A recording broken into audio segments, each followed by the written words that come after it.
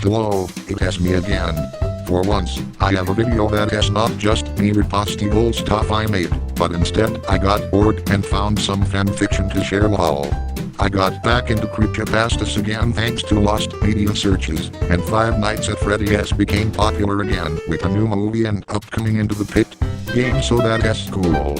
I loved Creepypastas growing up, and although I never got into FNAF past the first game, I thought it would be fun to take a look at this. I don't know much about the FNAF lore, since there seems to be a lot of plot holes and inconsistencies, but from what I gathered through random timeline and theory videos, this ugly purple British motherfucker named William Afton that people have a crush on, for some reason sets up a pizzeria to murder kids, because he wants to play God or something. He murders 5 kids and they turn into animatronics. 2 of his own kids are killed by his animatronics. 1 becomes a mannequin. Then the purple guy kills himself in a yellow bunny suit, and then he comes back and possesses people through video games or something. Yeah, no wonder the movie changed the plot from the games and books XD. But to be fair, I used to think the Jeff the Killer Creepypasta was a good story, and I had a crush in a burned deformed psychopath Theo. Anyways, I found a couple of FNAF and Creepypasta crossover stories in Quad, and this one I am sharing to you is one that interested me the most. So the story focuses in Creepypasta characters meeting William Afton's kids from the games, the crying child, Elizabeth, and Michael. Also, yes, I am using the text-to-speech voice again. No other reason, I just think it sounds funny and I don't feel comfortable voicing this lol. The story is called Creepypasta Meets the Afton Family by Youth Morning, Your Mama is a No, and Shadow Daisy Bureau. The link to the story and other sources in this video will be in the description. Please do not go out and harass these people. They wrote this for funny, and I am sharing this story for entertainment, not mockery. If enough people like this video, I will have the text-to-speech read the next 36 chapters. Yes, seriously. I don't have a like goal, so if enough people comment I will make it happen lol. Now then, let us begin with the synopsis. The Aftons move into a new house near the woods after the missing children's incident. The children like to play in the woods and they meet some new faces. Chapter 1. New Family in Town. Narrator P.O.B. The Afton family had just moved into the house in the outskirts of town, just a block away from the woods. The family consisted of William Afton, father, Melissa Afton, mother, Chris Afton, older bro, Elizabeth Afton, sister, and Michael Afton, younger bro. Okay, first off, I already have a problem.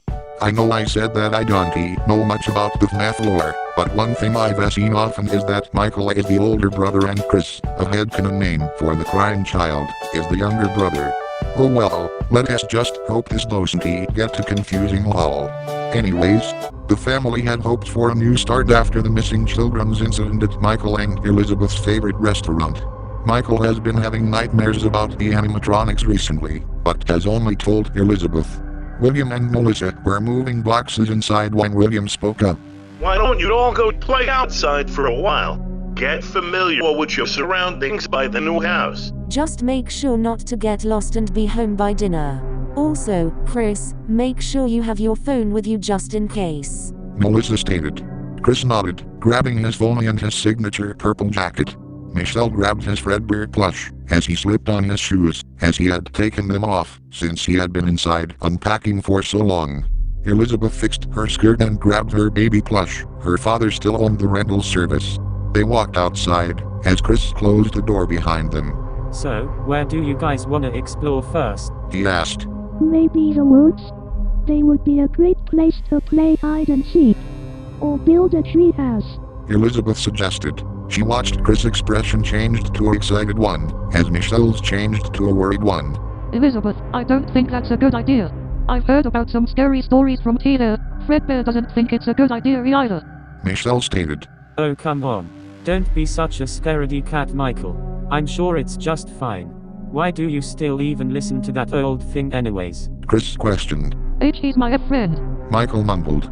Come on. Let's go.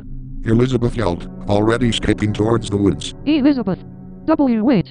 Michael yelled, running after her. Chris laughed, as he watched his younger siblings run towards the forest. He eventually decided to catch up and started walking after them. Don't get lost. Chris yelled. D.O.B. Boss, someone moved into the house by the woods. They watched as Boss shifted. You can go investigate. As long as they don't cause too much trouble, they can stay for now. They nodded. Oh boy.